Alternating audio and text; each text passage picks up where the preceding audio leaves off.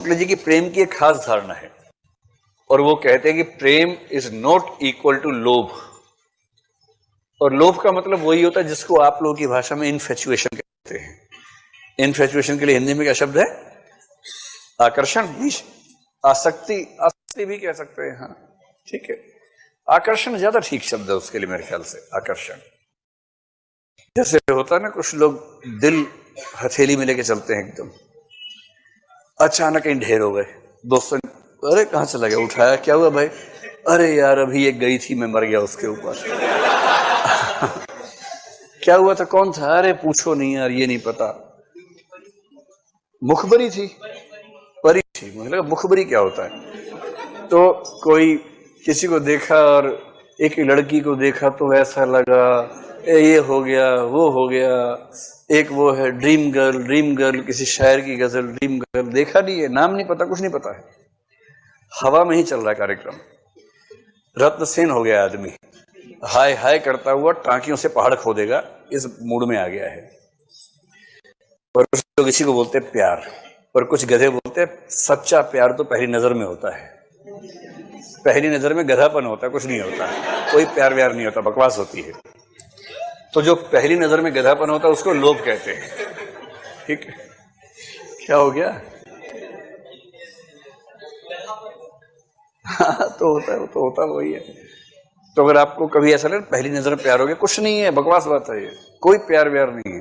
ये केवल और केवल लोभ है, आकर्षण है, जो रूप का लोभ है। रूप को देखकर आसक्त हो जाना, उसकी कामना करने लगना, ये लोभ का लक्षण है। शुक्ल जी का मानना है कि प्रेम तो परिचय से होता है। इनका सिंपल फार्मूला है प्रेम का। प्रेम का मतलब है रूप लोभ प्लस परिचय। ये केमिकल इक्वेशन जैसी बने, साथ में लिखो प्रेम। रूप लोभ प्लस परिचय बराबर प्रेम। दोनों चीज होनी चाहिए। परिचय बहुत गहरा है किंतु लोभ होता ही नहीं, कभी साथ बैठने का मन ही नहीं करता है, तो प्रेम थोड़ा है, परिचय है। एक्वेंटेंसेस बहुत सारे होते हैं, बहुत परिचय जीवन में होते हैं। दोस्ती बहुत सघन है किंतु दोस्ती में ऐसा भाव आता ही नहीं एक क्षण के लिए भी, तो दोस्ती है, परिचय है, प्रेम नहीं है।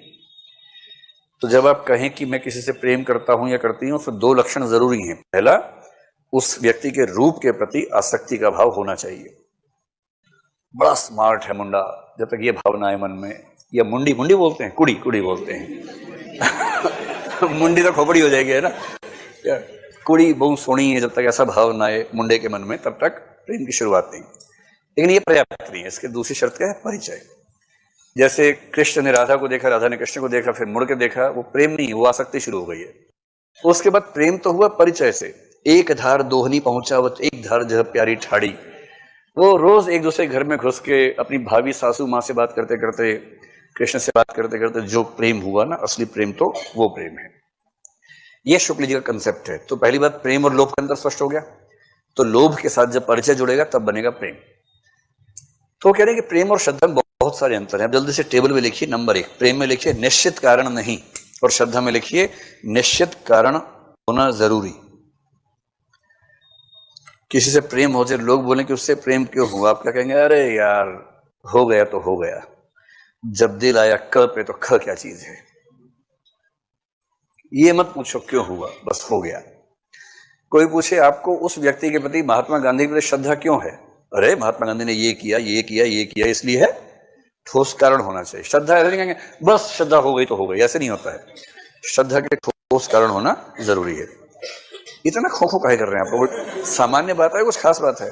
अभी है 20 मिनट भाई। कई बच्चे अलार्म की तरह इस्तेमाल करते हैं, टाइम हो गया, क्लास खत्म होने का, छोड़ ही नहीं रहा, खो खो, तो उससे मैं समझ जाता हूँ टाइम हो गया है, अभी तो है टाइम। दूसरा, प्रेम, प्रेम में लिखो व्यक्ति से कर्म, और श्रद्धा में लिखो कर्म से व्यक्ति। प्रेम में पहले व्यक्ति आएगा, फिर उसे कर्म पर ध्यान जाता है, क्योंकि व्यक्ति से प्रेम हो गया। और जब आप एक खास किस्म की प्रेम दशा में होंगे तो उस समय उस व्यक्ति के सारे कर्म अच्छे लगेंगे आपको।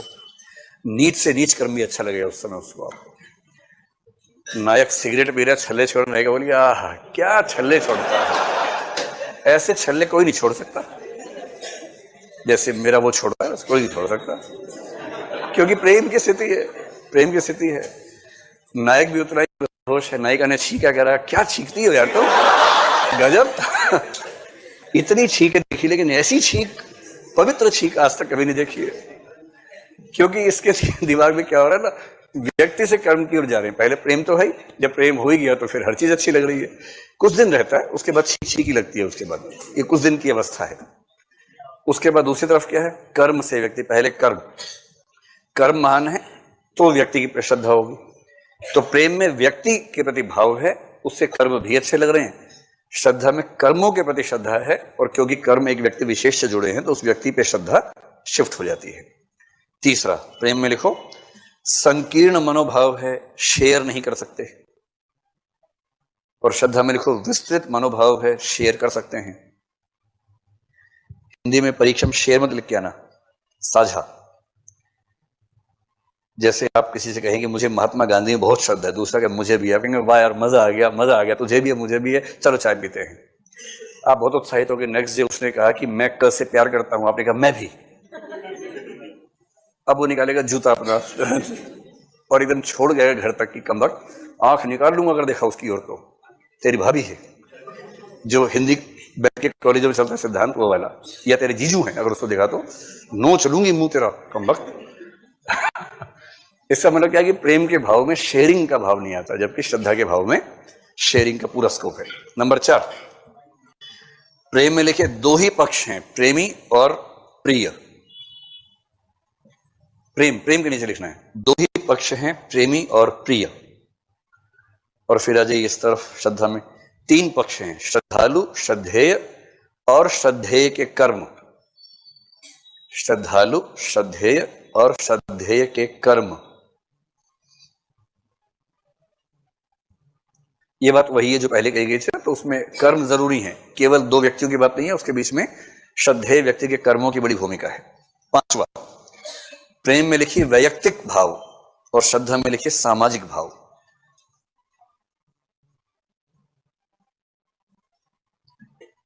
यानी प्रेम एक व्यक्तिगत भाव है, 2 लोग प्रेम करते, समाज से मतलब उनको नहीं है। इन जब आप श्रद्धा किसी भी रखते हैं तो उसके पीछे आमतौर पर उस व्यक्ति ने समाज के लिए कुछ किया, ये भाव काम कर रहा होता है, तो सामाजिकता उस भाव में निहित है। 6ठा, प्रेम में लिखिए अधिकार की इच्छा होती है, श्रद्धा में लिखिए नहीं होती। प्रेमी प्रेमिका एक दूसरे पूरा अधिकार, इतने पॉजेसिव हो जाते हैं कि जैसी घोषणा होती है आज से हम प्रेमी प्रेमिका हुए, फिर उसके बाद तुरंत होता है पासवर्ड दो अपना। ईमेल का पासवर्ड दो, व्हाट्सएप का दो, फोन का पासवर्ड दो, फेसबुक का पासवर्ड दो, मैसेंजर का पासवर्ड दो, और नहीं दिया तो धोखा हो रहा है। तो लोग भी सियाने हैं, 2 फोन रखते हैं, 2 अकाउंट रखते हैं, एक का दे देते हैं, दूसरे से सार्वजनिक संबंध रखते हैं।